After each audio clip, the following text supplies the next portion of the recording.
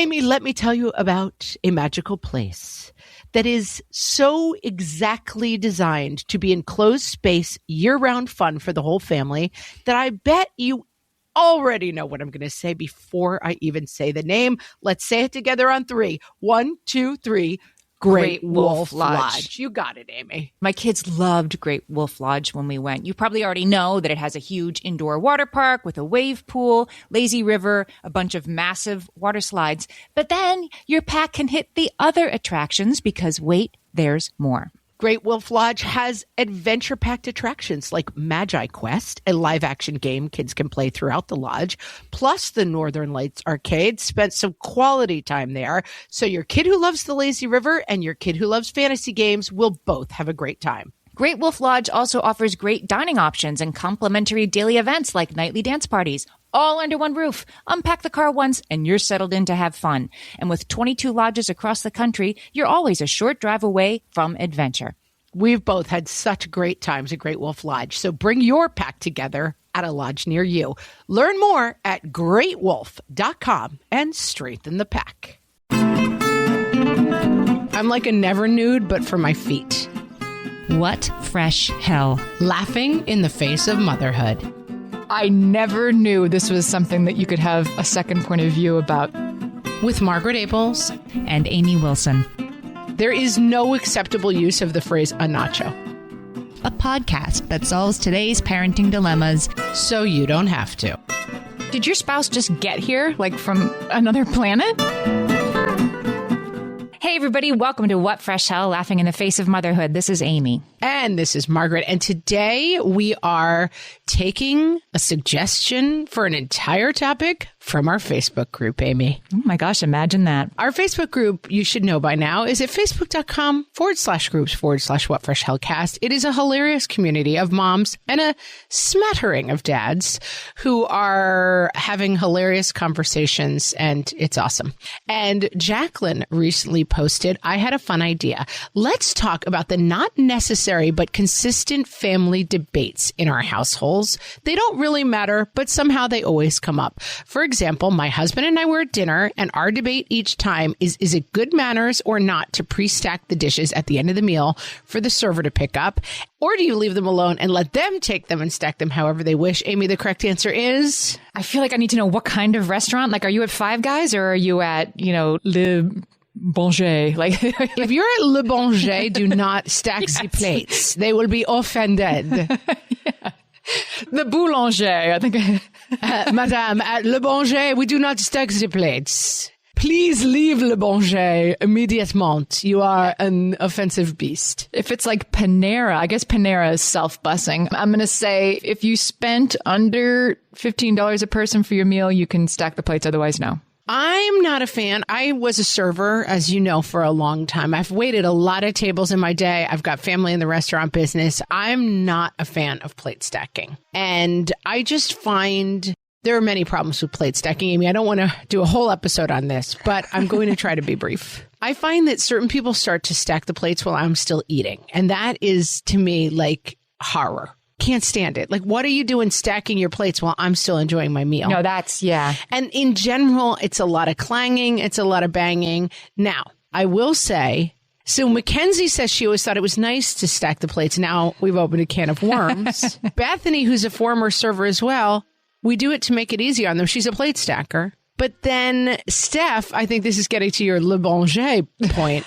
I used to think you should stack the plates until I had nice business dinners. Now I'm aware it depends on the environment of the restaurant. More casual, stack them, fancy, no. Jesse says we always stack them. I think this can go either way. I'm a non-stacker. I don't like all the commotion, but I will say, and this was universally recognized, if you eat with kids, clean up the table yourself. So like, take a napkin and put all the goldfish crackers on a plate. Like, don't leave that hurricane wreckage of several kids at the table. That's rude. Mm-hmm. All right. I feel like we fervently agree on this one. I have occasionally asked when my 3 children were very little if I could borrow a broom to clean up around our table. At Le Bonger? Not at Le Bonger. I was like, excusez-moi, est-ce que vous avez une broom? Parce que my children are slobs. No, I did not don't take your children to Le Blanchet. Well, there you go. I mean, you don't really need to debate about that either. What were they doing there anyway? Amy, let's establish, just in case anyone is confused, that what we are talking about is basically two kinds of people. Family debates. What is the correct? There are only two choices. There are two doors. Sometimes we say it's a hallway. No, this is two doors. There's a correct answer and a wrong answer. Yes. Sometimes that's good, right? You and I don't want to revisit past hurts, but we have had an ongoing debate, or just we have a strong difference of opinion about whether or not you should wear shoes in the house. Yes.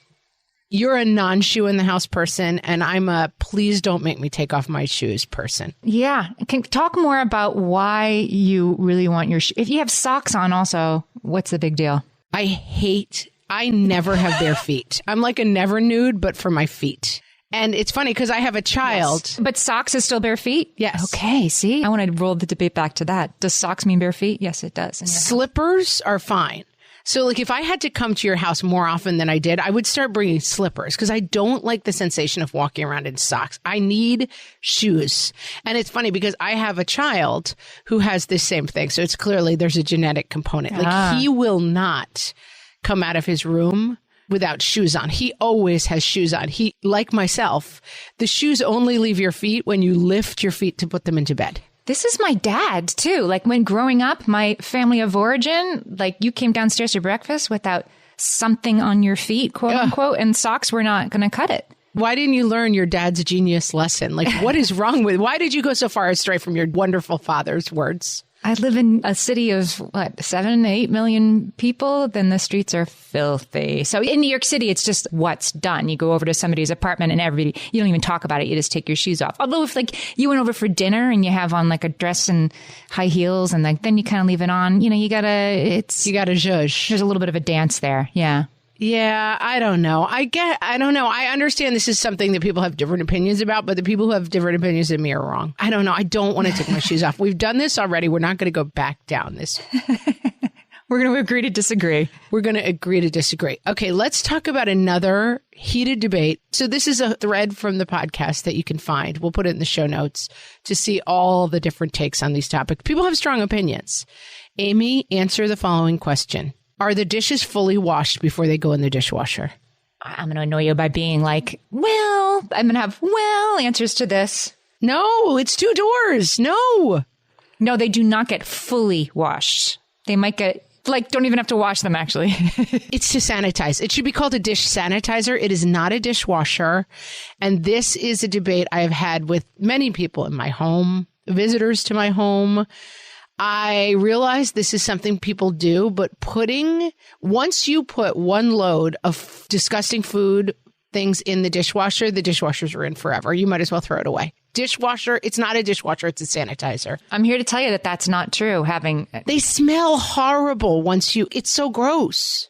Oh, I have a fix for that. I'll find it. I'll put it in the show notes. When they get that weird smell, there's something you can run with them. But you were saying otherwise, just wash your dishes first. But see, you have a problem with the sink. You have cleaning out the sink drain. You wouldn't really have to deal with that if you just put your dirty dishes in the dishwasher. No. I mean, it's sooner or later, I guess you got to clean out the dishwasher drain. And that's, really going there. Disgusting. Oh, the idea that my lovely glasses that I drink water out of have food bits sloshing around in them in there is gross to me. I have this I live in an apartment, so you have to get all kinds of weird appliances because they can't handle, regular Kenmore, huge washers and dryers. So I have this fancy German dishwasher that uses almost no water, but it takes 3.5 hours to do a load of dishes, and they're pretty clean after. I think I could probably keep doing what I'm doing, but I don't live with you, so I guess that's a good thing for me. Yeah, no, you're not allowed to ever wash dishes in my house. This was from Angela, who says we're divided over whether or not you have to wash the dishes before putting them in the dishwasher. I said the dishwasher is made to wash the dishes, so you shouldn't have to hand wash them. However, husband feels the dishwasher is just for sanitizing. Angela, you're married to an angel who I'm sure is extremely handsome and wonderful because he's a very smart person. He is correct. The debate in my house is, do the dishes have to be facing towards the spray arm thing that spins around? The answer is yes. Or can they be put haphazardly, even facing away from the spray arm and not rinsed out? The answer is no, because they don't get clean. But there are people in my household who would think otherwise. I have never, ever had that thought in my life. I don't even think I understand where the spray arm is because the dishes are clean. They're clean. They were already clean before you started. Yes, you can have gunky dishes if you put them so they face the middle of the dishwasher. So when the water sprays around, it's getting hit. If you have them facing towards the outside of the dishwasher, the water doesn't get in there. This only matters if you don't wash your dishes before you wash your dishes. Amy, answer this question with a yes or no. I cannot have any more of this middle ground. You got to get off the fence and you've got to get on one team or the other. Okay. All right. Is it acceptable to call someone after 8 p.m. at night? No. Yeah. I mean, no. It's not acceptable to call someone. You're not wrong. Right? I do think we are moving past. I have a friend who I know this about her, that like she's always like, whatever it is, Facebook, whatever, however I know this about her. She's like, why would people call people? It's so rude. Like, why wouldn't you? Every call could just be a text. And the other day I was having a dilemma with something, and it was a dilemma that involved the field that she worked in. And I wanted to talk it over with someone. And I was like, she's the right person to talk this over with. But I did send her a text and I was like, I don't mean to be rude, but would it be okay if I called you? And she said it was fine. And I then called her on the phone. But yeah, who calls anyone? I mean, I still have a landline, and it's gotten to the point now where my landline, you know how you have like a special like spammy email address that you use when you're like entering a giveaway and you don't want to be getting emails from this place? You have like a side email, your Finsta, but That's your landline. Like, I feel like my home phone number landline is basically like my fake phone number at this point. Like, don't try to reach me there. Well, we have a landline, but it doesn't have a ringer. It doesn't ring. Yeah. Like, I turn off our answering machine when we go away because I don't want people to think that they reached me by leaving a message there. I'm wondering right now, I'm thinking out loud here, people, why I still have a landline. And it's because there's so many spam phone calls.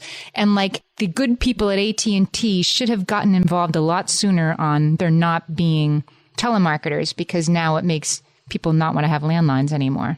I have a landline to call 911 if I ever need it. That's why the only reason I have a landline. Yeah, and it's an expensive option, but yeah. So I have a phone. Honestly, I'm making a sign with my hand. It's like a little clam, you know. It's just two bananas that fit together. I don't know. It's a phone. Yeah, we got it. But it's an oldie-timey. My kid was trying to describe. She's like, Mom, what's that oldie-timey kind of phone called? And I'm like, oh, it has like a hook on the side and you hang the earpiece up and then you talk into the mouthpiece. And she's like, no, it's like you pick it up, but it goes into the wall. And I was like, I think the oldie-timey phone you're describing is a phone. Like, she just meant a phone that plugs into the wall, like any kind of phone. No, what she said really was, she's like, it's got a holder and you could walk around with it. She was describing a cordless phone. Like, that was the oldie-timey phone. I believe you mean, when you're talking about the two bananas, you mean what was called a princess phone, and a bit of landline marketing. I don't know why it was called that, but you had a princess phone if you had that sort of clam-shaped one. Mm-hmm. And they fit together. It's not the kind with like the big clunky earpiece that is on a cord. Anyway, that's why we have phones. But don't call anyone ever, and definitely don't call them after 8 p.m., Molly. Yeah. We agree with, I think, you. Yeah, your husband says 9:30 is fine. He's a monster. He's wrong. Don't ever call anyone, but definitely not after 8. No, I mean, usually, most nights, my husband or I are like under the covers at 9:30, like getting ready for night-night. It's too late. Agree. How early is too early to call someone? 9 a.m. I feel like it's 9 and 8. That's acceptable. But again, don't call at all. Yeah, okay. Michelle is taking us back to an earlier debate. I feel like this, like, do we have to clean, or aren't there things and people that do that for us? She wants to know hotel room etiquette. I like to throw away all the major trash, put used towels in the tub, and generally tidy things up. My spouse thinks I'm incredibly silly and thinks I should just let housekeeping do the job. Oh, this is me, Michelle. I'm pretty neat anyway, so my hotel room that I leave behind is pretty neat. But if like I was with my whole family, I would take the like 8 wet towels that my kids had put everywhere and put them all in the bathtub. Yeah, I would do that. Do you? Yeah, I'm going to say we're all Team Michelle here. This is just...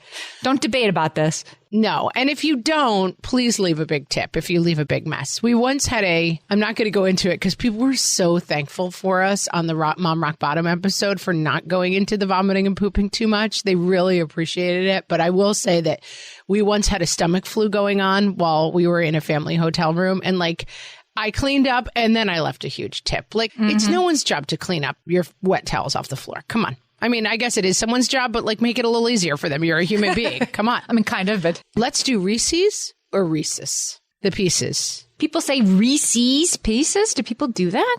Wait a minute. Of course. What do you say? Reese's Pieces. It rhymes with pieces. It's the branding. It's Reese's. Nope. It's Reese's Pieces. Listen to the commercial. Reese's. Guys, I'm going to go right to YouTube in this one. Reese's Pieces. When you wake up, imagine your surprise when you realize. Reese's. What do I? Reese's. Reese's peanut butter flavor inside Reese's Pieces. You are deep into the Reese's world, Amy. The Reese's world. Yeah. I didn't even know there was another side of this. Julie says she has to do some yoga when she hears people say Reese's. Wow. Pieces. I had no idea this was such a hot button issue. Reese's. Do you have any Reese's? That's what I would say. And I am not going to change to make you people happy. All right. We'll be right back. For some of us, tax season is one of the only times that we look at our finances fully. And once it's over, well, that was terrible. And it is completely understandable not to want to think about it for another whole year. But using Monarch and being intentional with your finances in an ongoing way helps you see where your money is going and how you can put your refund to best use. We are here to tell you, simplify your finances with Monarch. Monarch is the all-in-one personal finance tool designed to make your life easier. It brings your entire financial life, budgeting, accounts and investments, net worth, and future planning together in one dashboard on your phone or laptop. Feel aware and in control of your finances this tax season and get 50% off your Monarch subscription with code FRESH. As you know, my husband and I are preparing to send, 3 kids off to college, and I cannot tell you how helpful Monarch has been in showing us our full financial picture, helping us to track our spending and reach important savings milestones. Our weekly meeting, Amy, it's now run by Monarch. Love it. Achieve your financial goals for good with Monarch, the all-in-one tool that makes money management simple. Use code FRESH at monarch.com for half off your first year. That's 50% off at monarch.com, code FRESH. At DSW, we ask the important questions, like, what shoes are you going to wear? Whether you're prepping for wedding season, festival season, or just planning the ultimate vacay, the right shoes can make or break an RSVP.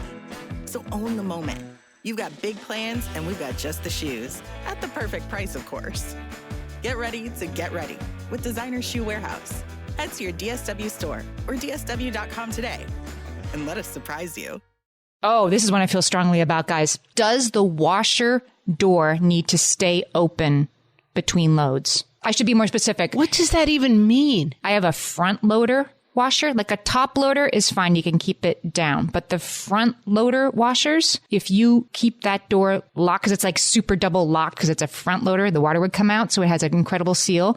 Do you keep that door closed and locked when it's not laundry day? Or do you let it stay ajar? So I would say I do. I have no opinion on this, but we've recently had a problem that our entire door has molded. So I guess I should have left it open. Yeah, front loader. In fact, yeah, I even have like a sign on it. So if like somebody else, you know, if you have people visiting us or whatever, like the washer door, leave it open. Otherwise you get this mildew smell after like 15 minutes that, as you were saying before about the dishwasher, like do it once and it's never the same. Yeah, I had never occurred to me, but like we are in the process right now of replacing our ring that keeps the thing closed because it's very moldy. Yeah.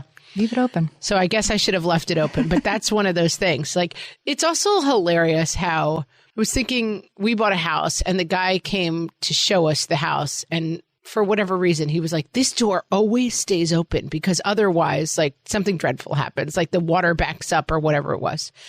And then by habit, I walked through the door and I shut it behind me. And he was like, that door stays open. And like, he really startled me. Like it was a stranger yelling at me. And I was like, sorry. And I think of it pretty much every time I go through that door. Like I was like, wow, that guy really kind of went nuts on me. But like, it was clearly like the cause of his life that this door stayed open for a magical reason. Now, follow up. I don't remember why. And I often leave the door shut. So I often think like, am I like opening the portal to hell? Because that guy seemed really, really sure that this door had to stay open. Living on the edge. Yeah, I don't remember what it was about. Let me take you to an outlier here, Amy. Ashley wants to know whether it's called nachos or a nacho. For example, when you order the previously mentioned appetizer at a restaurant, would you say, I'd love the nachos or I'll take a nacho? I never knew this was something that you could have a second point of view about. They're called nachos. No, there is no second point of view. This is insane. It's called nachos. I mean, I believe that Ashley, again, I hate to break this news to people through a podcast because someone should sit down with them gently and explain that you are married to a psychopath. Like, what kind of person believes that a nacho is the correct way to reference a plate of chips with cheese on them? I'm imagining the person taking the order like, does this guy have one single chip with cheese sauce on it? Like that's what I would be. You want just the one? Angela also made me actually LOL, an overused expression that actually happened when I read this comment. Angela came in and said, we do now have a disagreement about nachos because my husband read this and decided to stand in solidarity with the men who order a nacho. Because it's the guy, right? It's the guy standing on that weird hill that he's going to die on. I mean, if y'all menfolk want to get together and start saying a nacho, I mean, go be psychos because this is completely abnormal. This is not a debate. There is only one correct answer. And if I was waiting tables and someone was like, can I have a nacho? I'd be like, get out of what was our restaurant called, Amy? Le Bouger. Le Bouger. Get out with you. They probably don't serve nachos at Le Bouger, but... A nacho. Anyway, there is no acceptable use of the phrase a nacho. Let's make sure we're clear. Most of these family debates, it seems to me, have one clear side. Laura wants to know, how do you fold a shirt? She says, I like shirts folded with the middle of the shirt facing up. Yeah, like at the gap, like yes.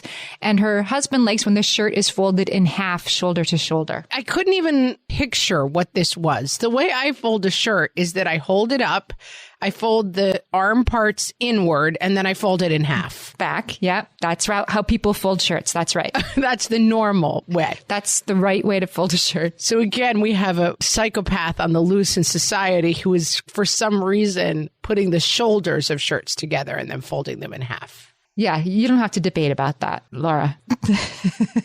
No, that marriage can't be saved. Just move on with your life. I'm sorry if you were trying to raise children together, but no, that's not okay.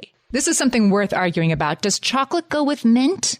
In Jill's house, 2 out of the 5 people who live there, so 40% say yes, chocolate goes with mint. 60% say no way, and she says it comes up a lot. I know the answer to this question, Amy, and I'm glad you asked. Okay. I'm glad you brought this to me. It's something I've given a lot of thought to. The only acceptable combination of chocolate and mint is mint chocolate chip ice cream. Every other combination of chocolate and mint is unacceptable and disgusting. What about those like Andes after dinner mints? Oh, I love those. Horrible. Don't even mention those candies to me. Andes candies, don't even come at me. I would confess to crimes before I would eat an Andes Candies mint. But you wouldn't say like Andes candies. Like it rhymes. That when they come up with the name, it rhymes. Wow. I'm just using it as an example. There you go. Like I love a good rhyme. I would never eat Andes Candies, Amy. Never. I would never do such a thing. Chocolate does go with mint, but it goes with peanut butter better. A million times better, to the point that like if you're eating chocolate and mint outside of mint chocolate chip ice cream, I can't deal with you. Amy, I mean, again, this is one that I feel like, what? Anna wants to know whether the device used to give battery to your phone is called a charger that charges or a recharger that recharges. We argued about it tonight. Did your spouse just get here, like from another planet? Yeah. From Mars? No, this is the kind of thing. This is more of a husband crime, which I feel like we could do an entire episode on this husband crime. And my husband is the world's greatest criminal in this world, which is that he will take, as you like to say, let me take the other side of that. Yes. I believe you have one of these in your house as well. Yes. He will decide on some like esoteric thing that is this. Like, it's really not a charger because it was already charged. It's a recharger. And he's technically correct, but it's like, we live on Earth, dude. Like, come on. I get that you have figured out that like you are technically correct. My husband, and this is like when I finally snap and I end up on that show Snapped, it will be because I'm like, oh, there's like a hedgehog in the yard. And he'll be like, technically that's a gopher. And that's when I will murder him. And I'm going to feel bad about it because generally he's a nice guy. But his ability to take a technicality and run with it. You need to beat him about the head and face with his phone recharger. Yeah, I'll be like, exactly. Like, I hope you enjoy the feeling of this phone recharger striking you about the face and neck. We legendarily, I believe we were engaged. We've been married, I think, 13 years now. So this was a long time ago. We were playing Trivial Pursuit with his family, an activity we can never do again because it was so ill-advised.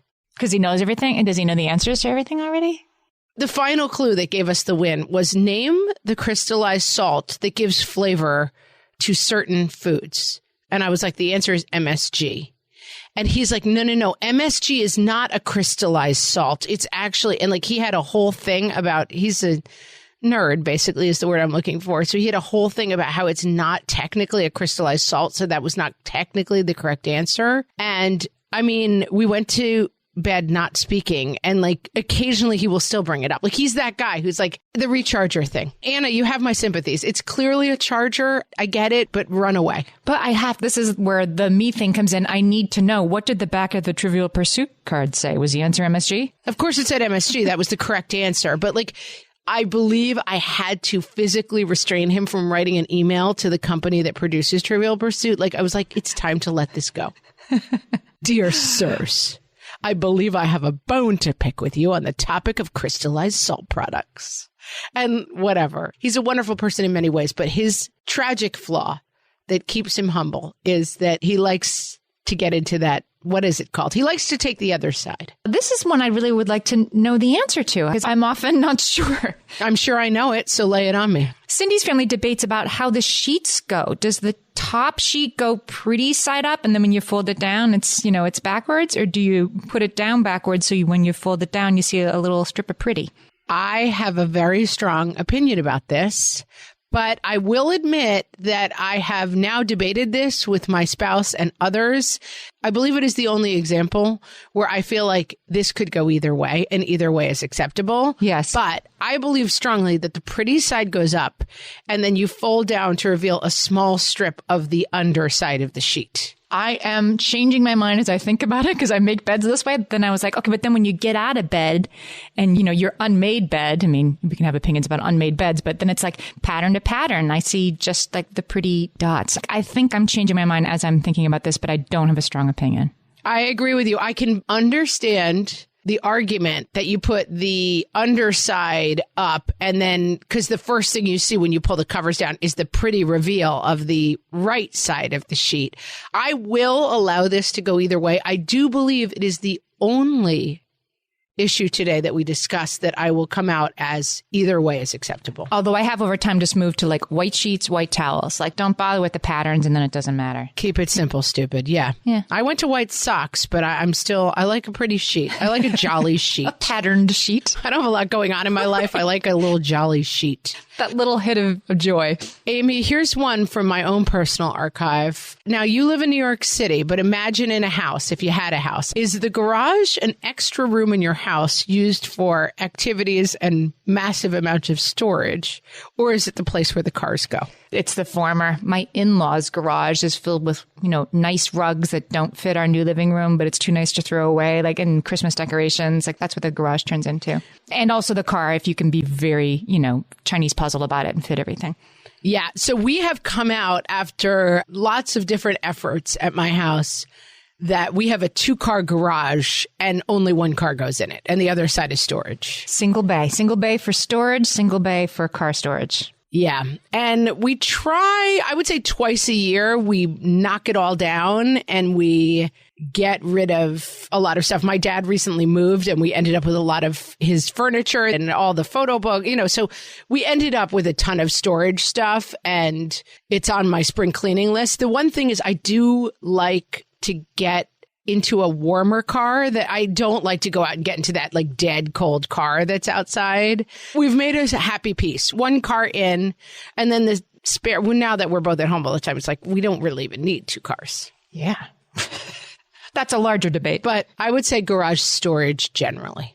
Amy, animals in the bed or no animals in the bed? Well, no animals in my bed. That is for sure. But if my kids have our dog Marshmallow, they take turns having her in their beds. Like, I guess you do you. Yuck. That's my feeling. Yeah, I am so opposed to animals in the bed. But I will say our cat does sleep with my husband. This cat and I have a whole relationship going on. And it is one, as my son likes to say of the Yankees, I don't like them, but I respect them. That is how I feel with my cat. I don't like her, but we respect each other. She would never come in the bed if I'm in it. We don't know where she is in the house for hours at a time. And the second my husband lays down, she's like, pop. And she just jumps right in. She's got a little spot next to him that she likes to sleep in. And it's kind of adorable, but she knows that like she doesn't come in when I'm there. So you are anti-animals in bed and yet have an animal in your bed often. She only sleeps on the far side of my husband away from me. Like if she knows that if she gets near me, it's not going to work out. He sleeps between us. You're going to like, yeah. You have to share him. Yeah. It's just like, we know our roles. We all know our roles. And her role is like, she's allowed on the far side of the bed from me only when my husband is there and lying still. That sounds like you've come to a good agreement. My favorite skincare products actually feel more like self-care, like they're so nice to put on and they smell so good that I'm actually happy when I get to that part of my day. And I swear that is how I feel about Osea's anti-aging body balm. Amy, you are usually the lotions and potions queen on this podcast, but I have to say, hard agree. Osea's anti-aging body balm is a liquid silk body balm that combines the lasting hydration of a lotion with the firming power of a serum, leaving skin smoother and firmer. This body balm is clinically tested and designed to deliver visible results you can see and feel. So we've gotten to use this product for a couple of months now, and I swear I have really noticed firmer and smoother skin, like on the back of my hands. It's like getting a mini spa treatment from head to toe. Get a spring-worthy glow with clean, clinically tested skincare from Osea. And right now, we have a special discount just for our listeners. Get 10% off your first order site-wide with code FRESH at OseaMalibu.com. That's 10% off your first order with code FRESH at OSEAMalibu.com. Amy, when I'm having a good hair day, it usually makes my whole day better. And that's why on every day, I'm taking Nutrafol. Nutrafol is the #1 dermatologist-recommended hair growth supplement brand. And it's the #1 hair growth supplement brand personally used by dermatologists. Nutrafol's hair growth supplements are peer-reviewed, NSF certified for sport, and clinically tested. Nutrafol offers multiple formulas for men and women tailored to different life stages and lifestyle factors, so you get support that's actually right for you. Adding Nutrafol to your daily routine is easy. Order online, no prescription needed, with automated deliveries and free shipping to keep you on track. Let your hair be one less thing to worry about. See visibly thicker, stronger, faster-growing hair in 3 to 6 months with Nutrafol. For a limited time, Nutrafol is offering our listeners $10 off your first month subscription and free shipping when you visit Nutrafol.com and enter promo code LAUGHING. That's Nutrafol.com, spelled Nutrafol.com, promo code LAUGHING.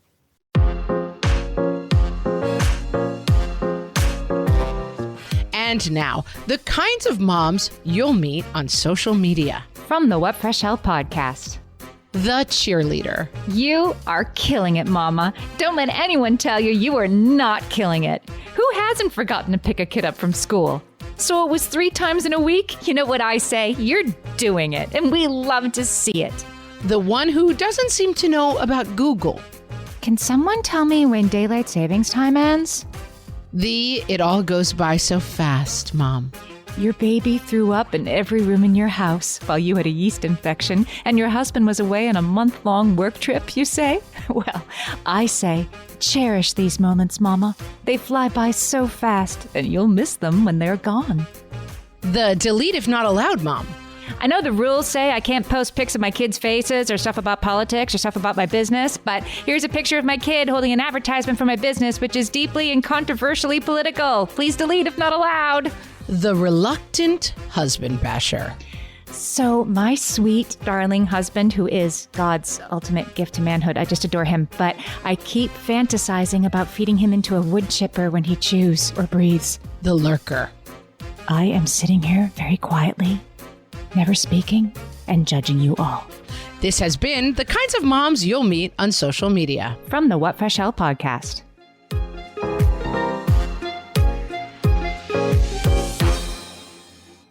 Okay, here's a debate in my family I'd love to know your opinion on. I think we're 3-2 in our family of 5. Split decision on this. When you have apps open on your phone, and you're done using them, do you need to swipe up and close that app? Or is it okay to have like 36, ghost apps running on your phone and you clean them up, once in a while? The correct answer is that the last thing you should do before going to bed at night is close all the apps on your phone. Oh, now that's interesting. But all day they stay open. But I do, but what kind of monster could fall asleep with 45 apps open on their phone? Not me. I just never even think about it. And then once in a while, my daughter will grab my phone and be like, I can't believe you have this many apps open. And she's, like fervently close.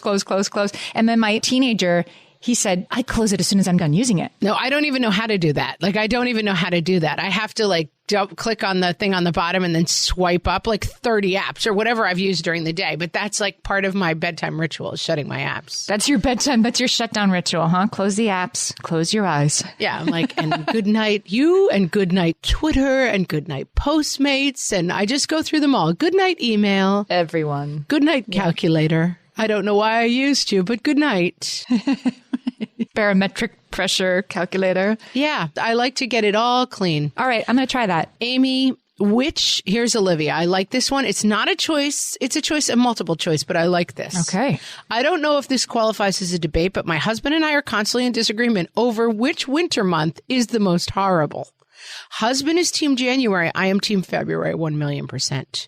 I'm going to say that there's room for March in this debate, too. I mean, March can be the worst because you're like, no, we're done. So I saw someone on Twitter be like, this is the month where we all pretend it's 30 degrees warmer than it is. Because it's true. I haven't worn a coat in 2.5 weeks, and yet it's 30 degrees and freezing. Yeah, my daughter wore white capri jeans yesterday and a summer t-shirt. And it was, I think, 25 real feel as she went to the bus. Yeah.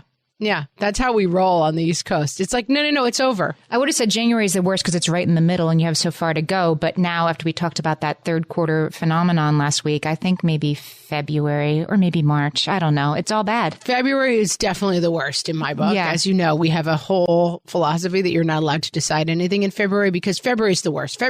January, for us, we still have a couple days where we're still on break usually. And then I don't know. January is it's going to snow. I don't know. It still feels like winter's fun. February is just misery. Yeah, I think, Olivia, we side with you that it's February. It's February. Team February. This is one I really want to know the answer to. I mean, I think I do, but I want to make sure we agree. I'm sure I know it, so go ahead. Is it rude to invite yourself over to other people's houses? Leanne says, we argue about whether or not it's impolite to invite yourself over to someone's house, a non-bestie, she clarifies. I was raised never to invite myself over, and my husband thinks it's fine. I am team, but I'm going to get pushback. I know. I'm team. It's okay to invite yourself over. But there are parameters. Again, this is our fancy restaurant. I don't invite myself over to randos' houses, but especially with kids, I feel that it is okay. But I'm sure there's people who think I'm really rude. I feel that it is okay to say can blah, blah, can my kid come over after school? Because you live right next to school and can he stop by and play with your kid? But I realized looking back as I remember, this is like a sitcom, where you're remembering things and you're seeing it with new eyes and you're like, oh no. I definitely, we used to bring cookies through the neighborhood. And once a neighbor really yelled at me for ringing her doorbell and I was really put out. And I was like, oh, I guess that is kind of weird to randomly ring people's doorbells. And leave cookies? You rang her doorbell and left cookies? I don't think that's rude. Well, I think they were sleeping. I don't know. They weren't pleased. Was it before 9 a.m.? It was 3 a.m. No, it was the afternoon, but I don't know. I live in a house now that is off the street, and so we don't have a sidewalk. If someone rang my bell, it would be either the doorbell murderer or FedEx. There's no one who's just ringing my bell. You have to kind of work to get into my driveway. It's like the house phone now, right? Who's calling me? Who is ringing my doorbell? Yeah. But I think this has gone very out of fashion. I like the idea of just dropping by. There is a guy who's got an Italian name and he does the whole bit about company. I'm going to find it and you can link to it. He'd be my mother would be company's coming. Get out the good bread. It's company. If someone were to stop by, it was get out the good desserts. Don't touch the intimates. That's for company. And it's a whole long bit. And that nowadays, when the doorbell rings, he's everybody get down, get lower, get your heads lower than the couch. The doorbell ringing is the most terrifying thing that can happen. If you haven't watched it, please take 3 minutes out of your day. You will laugh yourself silly. I think that it's fine to stop by, but I get why people don't like it. People are saying don't go by uninvited. I mean, I agree with that, but inviting yourself over to me is different than ding dong, hi, I was in the neighborhood. This is like, especially if it's like, can we come by and see the new baby? Let us know when we can stop by. Let us know when we can, my son really wants to see your new puppy. Is there a time we can come by? Like that seems to me to be fine, but maybe not like, hey, what are you doing tonight? Can we come over? Instead of us hosting you, can we just come to your house? This is like a huge cultural shift. Exactly. It used to be something that people did. Like, oh, I'll just stop by. I was in the neighborhood. And yeah, I mean, if somebody just stopped by my house for a visit, I would be horrified. Yeah. And I think when people have like family and stuff, it's like, this is a different expectations thing. Basically, don't stop by places uninvited. I think that's the right way to go. And the thing is, like, my house is usually a mess. I have friends. I remember we live in the kind of town, like I drove by a friend's house and they were out. So we stopped, a friend of my kids, and we stopped and said hi. And, oh, come in and have a cup of coffee. And I was like, your house looks like my house looks when I've known for 3 weeks that people were coming. Like, it's like if someone just stopped by my house, I would be embarrassed by how messy it was. That's the problem, right? Because we don't do it. Now, when you do have somebody come over, it's like, you know, standards are high. It's a thing. Amy, does food go down the garbage disposal? Don't have one, but if I did, yes, it seems to me to be what it's for, literally what goes in it, if not food. Natalie says, whether or not to put food down the garbage disposal, why the heck do we have one if not to put food down it? Seriously. You mean you don't put garbage in it? I never understood this. And then I had a landlord in Los Angeles who I made butternut squash soup. So I peeled the peels off of it and I scooped all the seeds off of it. And I was like, oh, I have a garbage disposal. And I shoved it all down the garbage disposal. And he was like, if he had come up and found like 30 murdered puppies in my apartment, he could not have been more appalled. He was like, what have you done? Like, who would do this? And I really was like, it's a garbage disposal. I guess garbage disposals, like dishwashers, it's not like you just eat half a lasagna and then put the pan in the dishwasher. Like, that's not what it's for. Now, maybe there are people who do that, but please don't come to my house. And like, yeah, this guy's face, like, and I remember my husband came home and I was like, this guy like freaked out like I'd murdered someone when he saw how much food I put down the garbage disposal. And indeed, my husband was like, yeah, you're insane. You can't put like an entire banana squash down the garbage disposal. They seem kind of like hothouse flowery to me, and I don't have one, and I'm not sure why I'd want one, I guess. I don't like them. Now we're on a well and a septic system, so we don't have one anymore. And I'm hugely relieved to not be dealing with one. Again, it's like they're gross. And then, yeah, I was constantly like grinding up lemons in it and trying not to make it smell. I'm not a fan of a garbage disposal. Right. And once the food is down there, then you have to address it. Yes. You have to like deep condition your garbage disposal. Just say no. I'm going to say my town, and this is like Enviro, and I love it. They have started food waste recycling. So we now get rid of all of our food waste into like a little bin, and then we have to bring it somewhere. It's like a little bit high maintenance, but let me tell you, everyone should be advocating for food waste recycling because, again, now the food, it's not in my garbage smelling bad. It's not in my sink. It's not in my dishwasher. It's in the food waste recycling. And it's like, the gross thing goes out of the house once every 3 days, and it's the greatest. It's life-changing. I love it. I don't know how I lived before food waste recycling. They're trying to get it going in my apartment building. Again, apartment building living and, you know, hold on to your food scraps and then take them to like a place in the building. It's, you know, it's problematic, as you might imagine, although some people are into it. But if you get a good bin, yeah, I mean, because you deal with the building, you have to deal with it on the waste side too. But like, it's gross, but it's worth it. Here's something I really think we need to discuss, which is, are the Lord of the Rings books good or not? Lillian says the books are the best thing ever. Her husband says, no, they're drivel, but he likes the movies. I have no vote here. I'm a no vote. I think I read The Hobbit when I was a kid, but like this was not part of my life. And I'm sorry if this hurts people, but I've never seen the movies and I don't really know what the books are about. I've only read The Hobbit. No, that's not true. I've read like a couple of the Lord. It didn't really speak to me. I think, you know, it's the sort of, you know, Game of Thrones without the, you know, NC-17 stuff. And that either speaks to you or it doesn't, like lords and battles and stuff. Not my thing. I've seen most of the movies because we actually have a family friend who was involved in the production and I enjoyed the movies very much. Maybe I want to go to New Zealand. Yeah, I don't know. I'm not that, whatever fantasy, I mean, fantasy can mean different things. It can mean like Fabio without his shirt on. Fabio is such an old deluxe alert. Back in my day, Fabio. It can mean like bodice ripper, but like fantasy when you're talking about like elves and orcs and like sprites and dragons, The minute I see that stuff, I check out. I'm like, that is so not my thing. It's exhausting to have to learn a whole cosmology, right? And it's funny because it's so my husband's thing. Like, he's the guy who, on Game of Thrones, like every single person who walked on screen, I'm like, who's that? And he's like, that's Earl of Elkdom. Don't you remember? He's the guy who made the sword for the guy's cousin. I'm like, I barely remember you. I definitely don't remember this guy Yes. who made I need them to wear like football jerseys with like a number on the back so I can help keep track of them. You know, we watch Game of Thrones with subtitles on, which sounds like we're so elderly, but it actually really helps because when they're like, Lord Florian, like, how do you spell that? It gets in your brain. Yeah, you can see it. It helps a little bit. I think fundamentally, like, you know, you could give me like a whole family tree guide thing with everybody, and then I would just look at it and be like, I think the problem is I just don't care who any of these people are. Like, it's fine. I kind of watch it like, it's like I catch it every once in a while, and then I come out of it, and then I catch it again, and I'm like, oh yeah, this guy.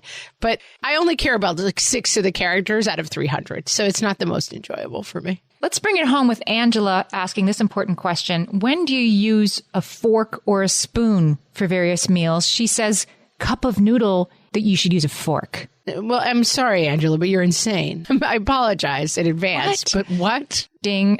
You're wrong. No, cup of noodle is a spoon. I guess you could use both, but not one. If you have access to both, it's probably not a bad idea. But if you only had one, it has to be a spoon. Correct. Chili, she says, use a spoon. What kind of monster? Of course, a spoon. Right. Okay. Yes, the sky is blue. Mac and cheese, use a spoon. She says spoon. Again, so wrong. It's a fork. Yeah. Her kids are confused. Eating mac and cheese with a spoon over the age of 2 is unacceptable. She says my kids are very confused, as they should be, Angela, because I don't, what algorithm? No, I'm sorry, Angela. Team your kids.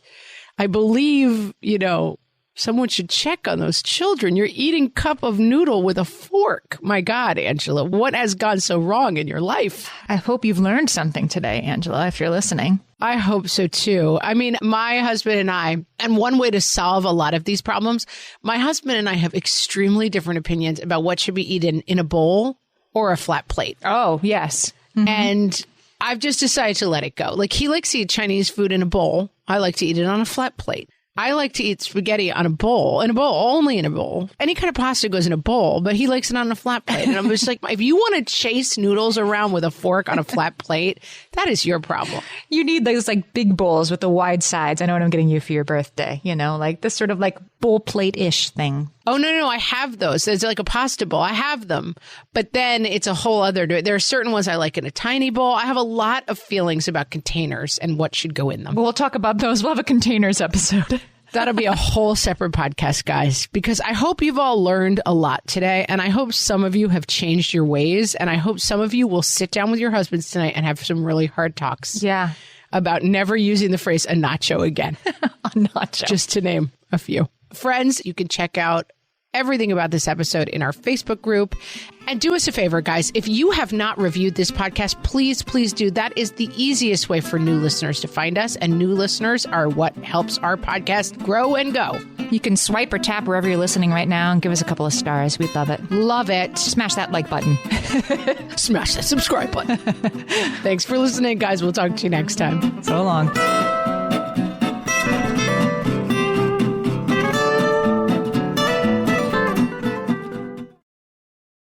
This is a Monday.com ad. The same Monday.com designed for every team. The same Monday.com with built-in AI, scaling your work from day one. The same Monday.com with an easy and intuitive setup. Go to Monday.com and try it for free.